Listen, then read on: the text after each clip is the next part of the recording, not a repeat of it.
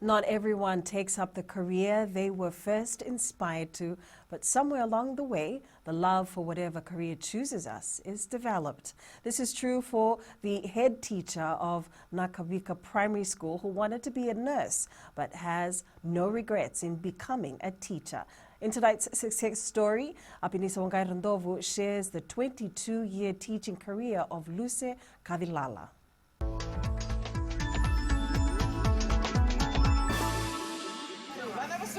Born and bred in Canberra in the Lau group, Luce Kadilala says growing up, opportunities were limited. I attended Naikalanga Village School from year 1 right to year 8. The first time I came to Subo was the time when I came to be informed. From that time I started attending, I went to Valentine Memorial School. When Kadilala got to Suba, she lacked proper English, but she was persistent and eventually became fluent. Oh, it was quite hard, difficult.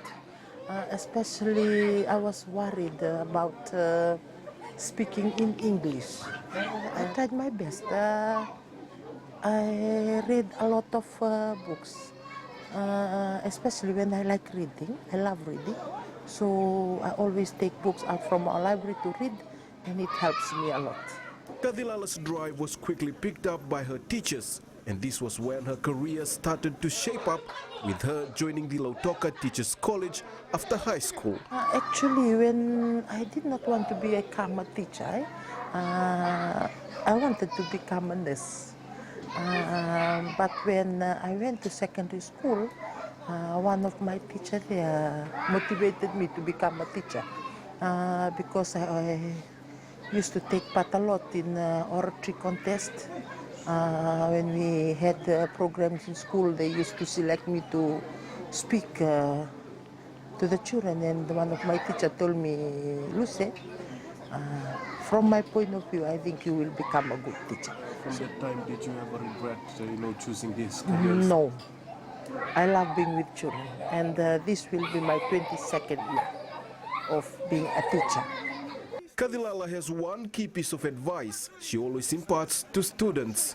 Work hard, listen to the advice from their parents, and always think of the hardships and the difficulties that our parents go through, especially in trying to provide them with their needs, learning needs. So the children have to think of their parents a lot.